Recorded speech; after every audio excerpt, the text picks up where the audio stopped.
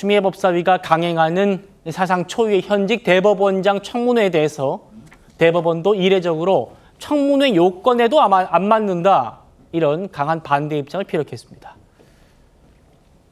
대법원장을 청문회 대상으로 삼고, 그리고 지금 재판하고 있는 지기현 판사를 또 청문하겠다고 청문회에 불렀습니다. 이거 사법부의 독립을 심대하게 침해하는 것 아닙니까? 결국에는 이제 전원합의 판결, 재판 절차와 판결 내용에 대해서 이것을 청문 대상으로 한다는 취지로 보여지기 때문에 사법권 독립이라든지 또 재판 진행 중인 사건에 대해서는 이제 국회가 조사할 수 없다라는 그런 이제 국정조사감사법에 따라서 대상이 되지 않는다고 생각을 합니다.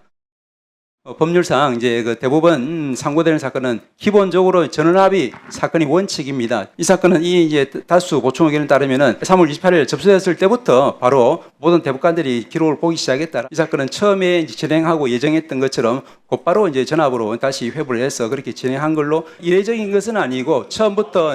행정처장님, 예. 네, 그 발언을 마쳐주시기 바랍니다. 자, 더 이상 듣지 않겠습니다.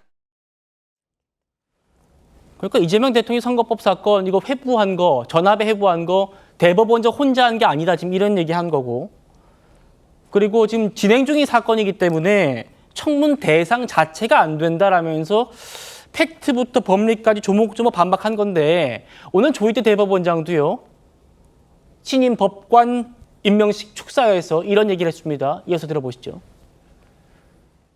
우리 헌법은 재판의 독립을 천명하고 법관의 신분을 보장하고 있습니다.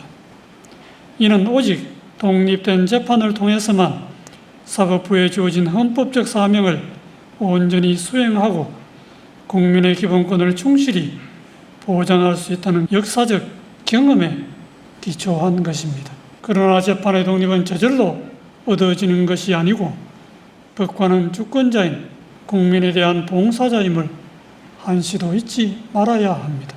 법관의 길은 결코 쉽지 않습니다.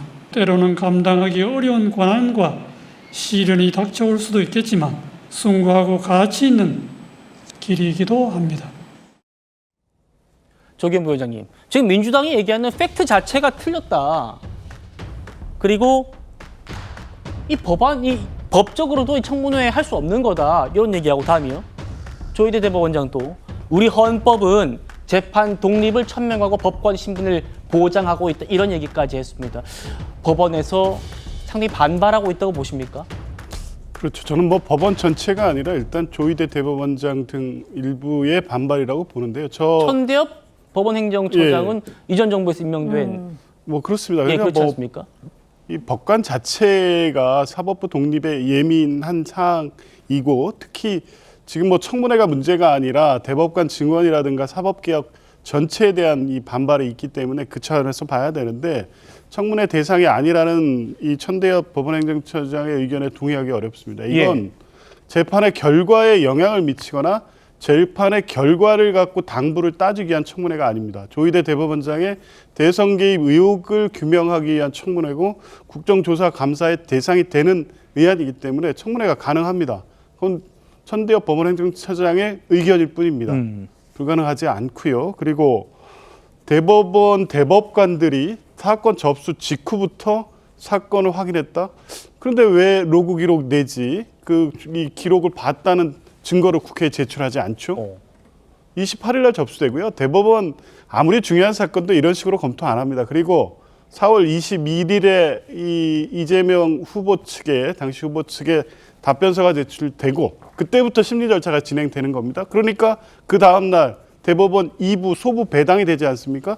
근데 오후에 갑자기 전원합의체 회부합니다. 이틀 뒤에 사실상 평일을 거쳐 결론 짓습니다. 이 절차에 대해서 비판을 하기 때문에 대법원 사건 접수 이후에 기록을 다 검토하고 있었다, 이 주장을 지금 와서 하는 거 아닙니까? 지난번 국회 때 나와서 그럼 이렇게 얘기하지 않았습니다. 그리고 24일 날 사실상 결정하고 5월 1일 선고 지정을 했는데 4월 27일 민주당이 이재명 후보를 선출할 일정이 예정돼 있었습니다. 그리고 5월 1일 날 선고를 이틀 전인가 공지를 하면서 중계를 또 발표합니다. 그것도 이례적입니다. 그리고 대법원 파기환송 결정 이후에 그 다음 날 고등법원으로 기록을 또 보냅니다. 기록을 받은 고등법원은 즉시 5월 15일 변론기일을 지정합니다. 그런데 그 지정 통지서를 어떻게 보내냐면 통상 보내는 우편 송달이 아닌 집행관 송달로 보냅니다. 대선 직전에 결론을 내겠다. 이재명 후보의 후보 자격을 박탈하는 방식으로 절차가 진행되고 있었다고 의심할 수밖에 없고, 적어도 당시에 5월 1일 이 선고 직후에 법원 내부에 서울중앙지법 부장판사가 썼던 글처럼 선거에 영향을 미치기 위해서 절차 진행을 했다고 볼 수밖에 예. 없는 겁니다. 이런 부분에 대해서 종합적으로 문제 제기를 하고 있고, 이 결론적으로 그건 대선에 개입하고 정치에 관여한 부분이기 때문에 청문회를 통해서 내용을 확인하겠다는 겁니다. 이건 청문회 대상이고 위법이 아닙니다.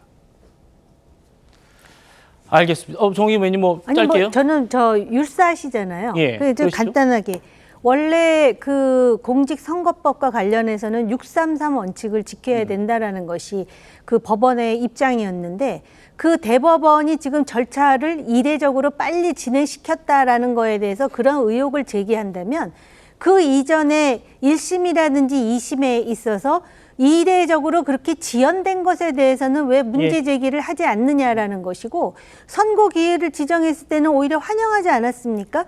단지 선거의 내용이 민주당이 기대하는 바가 아닌 파기환송이 나왔다라는 것 때문에 반발하는 것인데, 지금 일련의 그 절차에 대해서 지적을 하셨는데 거기에 위법, 탈법 또는 뭐 불법 내지는 위헌 요소가 있는지 그게 네. 중요한 거 아니겠습니까? 알겠습니다.